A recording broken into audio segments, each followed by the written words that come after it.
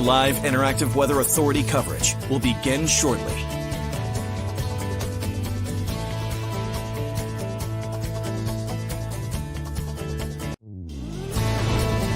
Your live Weather Authority coverage starts right now.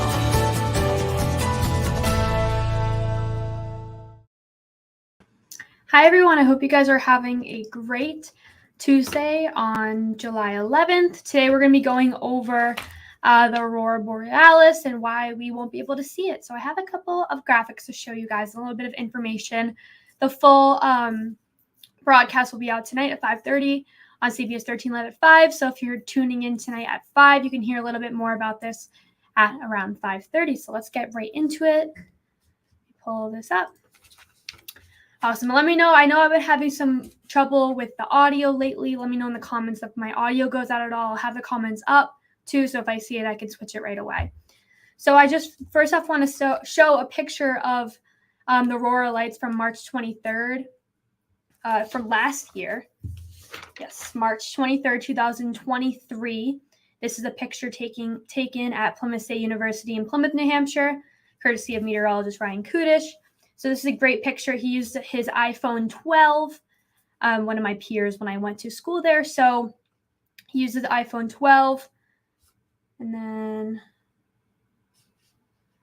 all right, Ashley, I just saw that you had no audio. Let me see. All right.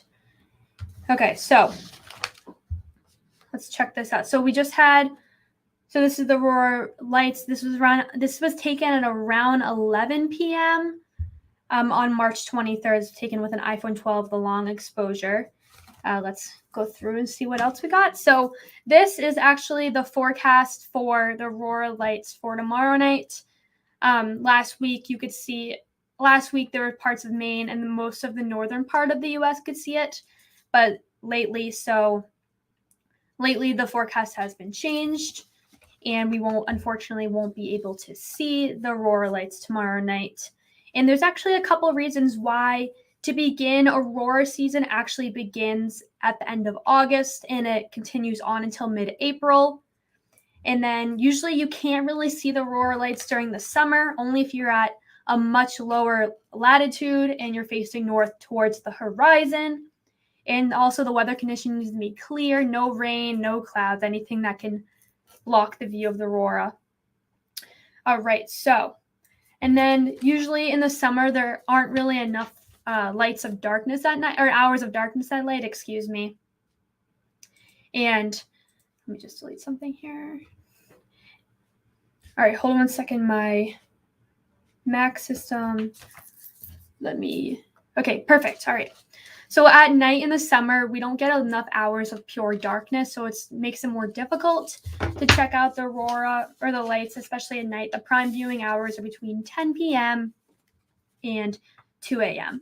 So taking a look at this current slide right here, this is tomorrow night Aurora forecast. This is from NOAA, the Space Weather Prediction Center. So also in addition to this NOAA Space Weather Prediction Center, the University of Alaska also has an Aurora forecast that looks ahead 27 days.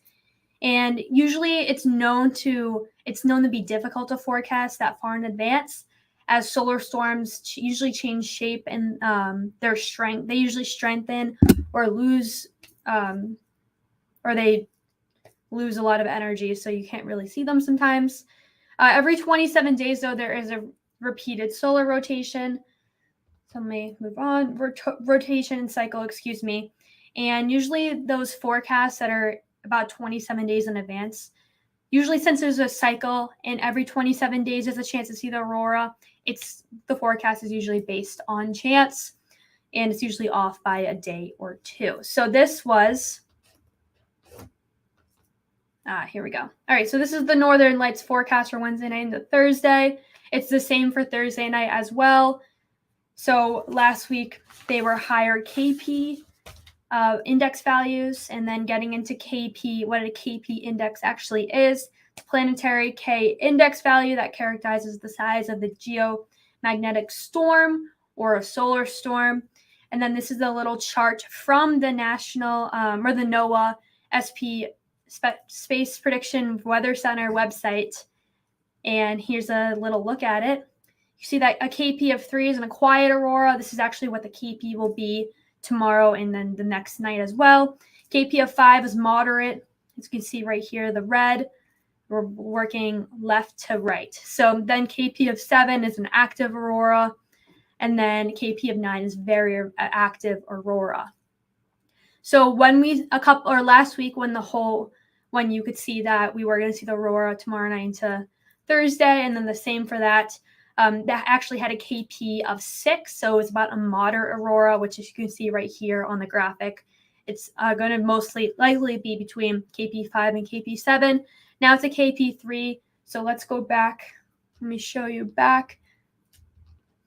All right, here. So this is what the aurora forecast looks like. This is a KP of 3.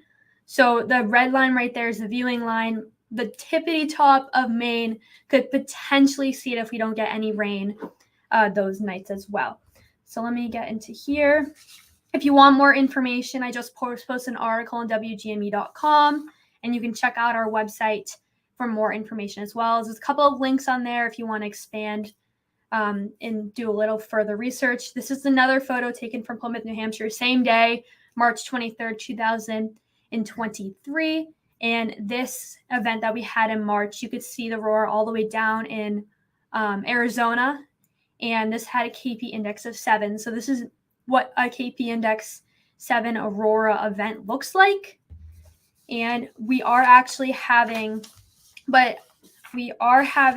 currently in a solar cycle, and solar cycles usually typically last about 11 years long. And our current one that we're in began in 2019. So that means that the solar cycle will peak in 2024.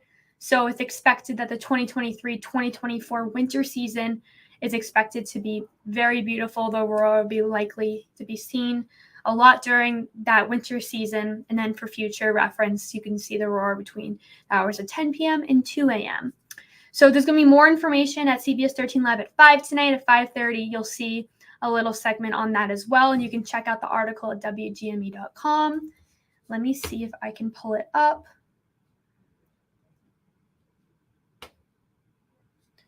And let me remove this and see if I can let me see if I can pull up my article for you guys. Yep. So here it is right now on WGME. This is the article. It has a lot of information, a couple of links that you can click, a couple of photos as well. If you want more information, definitely click on the links. And then there's some posts about the aurora, some pictures, and then what we could be seeing for the 2023-2024 winter season. So I hope you guys enjoyed this. Tune in to CBS 13 Live at 5 tonight if you want some more information about that, and then log in to WGME.com for an article about it too.